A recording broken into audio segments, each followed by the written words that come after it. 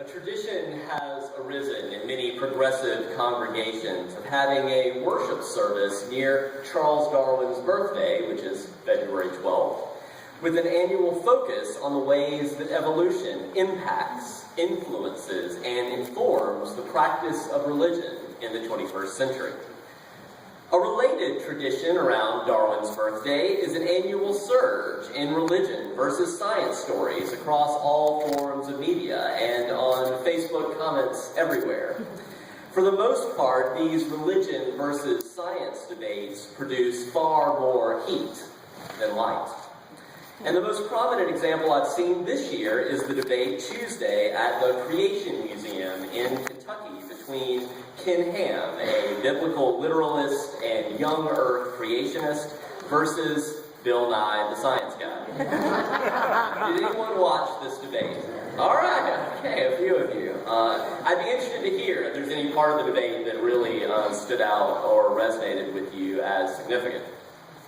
For what it's worth, at this point, I've seen so many similar debates that I could not muster any interest in this one. But don't get me wrong, I see the challenge of integrating scientific evolution with traditional religion as a tremendously important intellectual challenge. But it was, to be clear, the great intellectual challenge of the late 19th and early 20th century. Here in the 21st century, we find ourselves living more than 150 years after the 1859 publication of Darwin's landmark book on the origin of the species by means of natural selection. In the words of one snarky blog post, quote, according to a 2012 Gallup poll, 46% of Americans believe in creationism. 46% of Americans believe in creationism. 32% of Americans believe in a God-guided evolution, and 15% of Americans are right. I warned you this blog was sarcastic. And briefly, if you find yourself maybe in some form of that middle category, as far as I'm concerned, it all depends on what you mean by the word God. But I've preached previously on the subject of do we need a moratorium on the word God, and I'll post a link to that in the manuscript version of this sermon that we put on our website, but I need to set that aside for today. Suffice it to say, for our focus this morning, that the fact that 46% of Americans believe straight out in creationism is a compelling reason to continue having these religion versus science debates. Although I do worry about the problem of what is called false equivalency. That by putting a creationist on the podium on one side of the stage across from a legitimate scientist, and I use that term intentionally, one has already elevated the creationist position to a much higher position than it deserves, making it appear as a serious intellectual alternative to the scientific theory of evolution, and it is not. At the same time, evolution has a public relations marketing problem. And those who believe in the value of both religion and science need to do a better job of publicly showing that a robust, life-giving, evolutionary religion is both desirable and possible. As one commentator on this most recent creation versus evolution debate said, Ken Ham, the president of the Creation Museum, which cost something like $27 million, or were put into creating this museum in Kentucky, that Ken Ham and others in this camp of biblical literalism and young earth creationism are most, quote, insidiously wrong on one important aspect. Ham insists that evolution is anti-religious, when it's actually just anti-his religion. Evolution does undermine religious fundamentalism of all stripes, but that's a good thing. The Reverend Michael Dowd, a former pastor in the progressive Christian denomination, the United Church of Christ, which we jokingly chide our colleagues is actually the Unitarians considering Christ. Dowd, since 2002, has been a self-proclaimed itinerant evolutionary evangelist, and he makes an important distinction between flat earth religion, and evolutionary religion. He defines flat earth religion as, quote, any perspective in which the metaphors and the theology still in use came into being when there was no reliable way for humans to comprehend the world around them by means of science-based public revelation. Religious traditions that are scripturally based and whose texts have not changed substantially since the time of Copernicus, Galileo, Newton, Darwin, Einstein, Hubble, Crick, Darwin, Hawking, those become necessarily flat earth faiths when interpreted literally. As a shorthand, I like to think of flat earth faiths as BC, not before Christ, but before Copernicus. Michael Dowd, incidentally, is the author of the provocatively titled book, Thank God for Evolution. And both he and his wife, Connie Barlow, who is a science writer and a Unitarian Universalist, will be here at UUCF on Thursday, October 23rd at 7 p.m. to present about their vision of evolutionary religion. I encourage you to save that date of October 23rd for that upcoming free event. Dowd and Barlow have for many years been popular presenters at UU congregations across the country, and they presented at the UUA General Assembly back in 2006. Before proceeding, I should perhaps also add that in drawing a distinction between flat earth faith and evolutionary religion, I'm by no means saying that we should abandon wholesale all those metaphors and theology that arose BC, before Copernicus. There are many compelling reasons and appropriate times to take those ancient theologies seriously, to take them metaphorically, to take them archetypally, but we often go awry when we take these flat earth metaphors and theologies literally. And for now, setting aside, though, the flat earth faith, I'd like to invite us to spend some time exploring a vision of what a robust, life-giving, evolutionary religion would look like that is both desirable and possible. As you've heard me say before, part of my UU elevator speech, how I describe UUism in 30 seconds or less, is that we draw wisdom from all the world's religions as well as from modern science. More explicitly, looking at the 6 sources of our Unitarian Universalist living tradition, we look both to, quote, wisdom from the world's religions, which inspires us to our ethical and our spiritual life, and to humanist teachings, which counsel us to heed the guidance of reason and the results of science and warn against idolatries of the mind and spirit. And it is important to be honest that metaphors and theology from flat earth faith, from before Copernicus, from before the 16th century scientific revolution, can easily fall into those idolatries of the mind and spirit, if they are not balanced with what we know to be true through human reason, through our own direct experience, and through the fullness of 21st century knowledge. And as Unitarian Universalists, one potential advantage we have for embracing both religion and science is that in embracing both the best of all the world's religions, we do not solely draw from the Abrahamic traditions of Judaism, Christianity, and Islam, which each has an aspect of their flat earth heritage that includes a perception of history as created by a supreme being just a few thousand years ago. Some people say about 6,000 years ago on a Tuesday. People get this specific. That young earth creationist paradigm has often been a stumbling block for these Abrahamic faiths in accepting the facts of the 13.7 billion-year-old universe story that science invites us to tell. In contrast, I think it's helpful for those of us, and this doesn't include everybody here this morning, but for those of us raised in a Judeo-Christian influenced Western tradition, it's important to remember that traditional Hindu and Buddhist conceptions of time, such as the 1.28 trillion year-long Mahakalpa cycle, dwarf even the scale of the 13.7 billion-year-old universe story. They're like, oh, that's easy. That's like way shorter than we're used to. That can make it much easier for Hindus and Buddhists to embrace the 13.7-year-old universe story. And you've heard me say before that the stories that we choose to tell, the ones we choose to repeat, the ones we choose to tell ourselves and to our children, that really matters.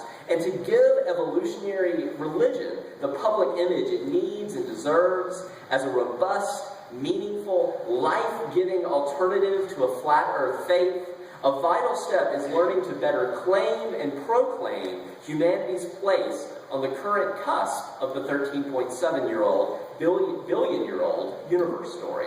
To do that in a way that is attractive and compelling for that 46% of Americans who believe in creationism and who may think that it's impossible to believe in both religion and science. Our opening hymn this morning put the riddle and the mystery of our existential situation this way. Where do we come from? What are we? Where are we going? So let me begin by setting the stage of how we can begin to conceptually grasp, as much as is possible, the immensity of big history and deep time in order to cultivate an evolutionary consciousness worthy of the cosmic scope in which we find ourselves. In regard to this question of where did we come from, David Christian, a history professor at San Diego State University, in his book Maps of Time, An Introduction to Big History, puts it this way. He has the ingenious idea of collapsing the history of the universe by a factor of 1 billion, so that each billion years is reduced to 1 year, as a way of giving us humans human meaning to those vast expanses of time. Thus, the Big Bang, the beginning of the universe. Imagine that began 13.5 years ago instead of billion years ago. The sun and the solar system, 4.5 years ago. The first living organisms on Earth, single-cell organisms, between 4 and 3.5 years ago. Multicellular organisms, 7 months ago. Homo sapiens, 50 minutes ago. Agricultural communities, 5 minutes ago. And the great explosion of science and technology in the midst of which we live within the last second. Out of the 13.5 years in the life of the universe, historians have devoted themselves to the last 3 minutes, and mostly to the last minute or less. I'll read that last section just one more time. Homo sapiens about 50 minutes ago. Agricultural communities 5 minutes ago. And the great explosion of science and technology in the midst of which we live with our iPads and our smartphones and all of that within the last second. One of the lessons some philosophers take from this big history perspective is that we human beings are radically de-centered. We're radically de-centered from the way we used to be able to think about ourselves as being at the center of the universe in those creation stories that are BC, before Copernicus. Moreover, even after Copernicus, even after his 1543 publication of On the Revolution of the Heavenly Spheres, there was so much more we didn't and still don't know. Michael Dowd writes, consider that 100 years ago, we had no idea that atoms were created in the bellies of stars, nor that our sun was a third or fourth generation star. We didn't know that stars were organized into galaxies. Even two decades ago, before the Hubble Space Telescope, we could not have conceived that galaxies number 250 billion. For many of you, your grandparents and great-grandparents did not know that the continents slowly slid under the earth in vast tectonic plates. We didn't know that before the 70s, nor that genetic information is the stories within the architecture of a double helix molecule.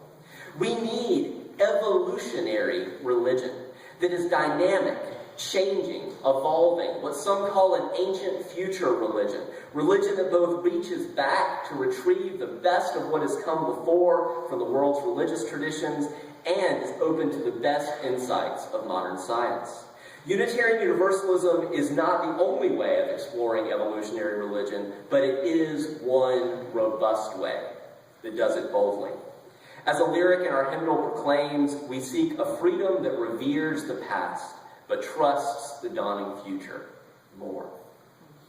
To that end, allow me to briefly say a bit more about how we can talk about evolutionary religion in a way that is both compelling and attractive to many, if not to all. First of all, we should say up front that there is an attraction in honesty. There's an attraction in honesty, in responding to the truth of 21st century science with openness and curiosity, not with a reactionary fear of change. And there is good news even in the radical decentering of humans from the center of the universe. Realizing we're not the height of creation, that we're not the center of the universe, and responding with an increased humility, that's a good and desirable view if there is to be a future for our species on this one planet. As I've heard it said before, Darwin invited us to see that we humans are not a little lower than the angels, we're just a little higher than the apes. Indeed, a study published in 2002 on the, quote, functional DNA in humans and chimpanzees shows that they are more similar to each other than either is to apes, that humans and chimpanzees are more similar to each other than either is to other apes. Notes that, quote, we share over 99% of our genes with chimpanzees, and a movement is emerging in the scientific community to recognize the close evolutionary relationship between humans and chimpanzees by placing them in the same genus. And that genus would be Homo, as in Homo sapiens, the scientific name for our species. Same genus, different species, of course. The good news of this scientific revelation is how deeply a part of nature we are. Kate shared some about the importance of that interdependence in her story this morning. And this close kinship with other animals makes the importance of our seventh UU principle all the more clear. Respect for the interdependent web of all of existence, of which we are a part. I would even go so far to say that Darwin's decentering of humanity and the related realization that we are only a little higher than the apes makes the claims about interdependence that we explored last week from Dr. Martin Luther King Jr. all the more expansive and profound in the 21st century. That regarding not only our fellow human beings that Dr. King spoke about, but also all of nature on this one earth, we are caught in an inescapable network of mutuality, tied in a single garment of destiny. Whatever affects one directly affects all indirectly. That's good news. That's evolutionary religion that we can believe in for the 21st century. In the same breath, though, we must name that the overall failure of our species to date, especially since the Industrial Revolution, to recognize and take responsibility for our interdependence with nature and to respect that we are tied in a single garment of destiny, that's resulted in human-caused climate change that poses a dire threat to our future. There's an increasing use of the term Anthropocene. You hear that word Anthropocene, like anthropology, similar to the study of humans? The Anthropocene era describes a new era in geologic time in which the dominant force shaping the Earth is not the Earth, it's humans. To help mitigate the coming climate crisis from the perspective of evolutionary religion, Michael Dowd likes to point out that everything in the universe really is not only interdependent, but made of the same substances, the same basic material. So there's a real sense in which we humans are, quote, stardust evolved to the point in which stardust can think about itself and its own story. Dowd continues by relaying a story that instead of seeking to live responsibly in light of our interdependence, we are inadvertently destroying our larger body, the Earth, because we lack evolutionary guidance. We're acting like cancer cells rather than immune cells. A cancer cell is a normal cell that loses its genetic memory. Cut off from the wisdom of millions of years of developmental guidance, it stops cooperating with the rest of the body. It experiences itself as separate from the body. It overpopulates, and it proceeds to consume the very organism that supports it. We call our society a consumer society, and to consume something is to eat it, right? We're consuming this planet because, like cancer cells, we've been trying to live without the evolutionary wisdom, the wisdom of interdependence, and where we came from. The invitation is to assume an entirely new role in the body of life as an immune system, searching out problem areas and protecting our communities. Recalling our hymn from earlier, where did we come from? Where are we? What are we? Where are we going? The choice is up to us. And the stories we choose to tell matter. Are we going to tell flat earth stories, or are we going to tell the stories of evolutionary religion that will help shape, that choice will help shape whether or not we will leave behind a world that is hospitable a few generations hence? The challenge of integrating scientific evolution with traditional religion was the great challenge of the late 19th and early 20th centuries. Here in the early 21st century, our challenge is to face the reality of big history. 13.7 billion year old big. 400 billion galaxies big. We're called to face the reality of big history with what Dowd calls big integrity. Seeing our place in the universe with deep time eyes. Embracing the world with a global heart. Experiencing the expanse of the universe in the spirit of awe worthy of a vast cosmos. And I'm grateful to be with you on this ongoing journey of evolutionary religion. As we continue to navigate our way through the promises and through the perils of embracing both religion and science in the 21st century, I invite you to rise as we sing together a hymn written out of that very struggle. In your gray hymnal, number 343, A Fire, Mist, and a Planet. We'll sing just the first two verses, verses 1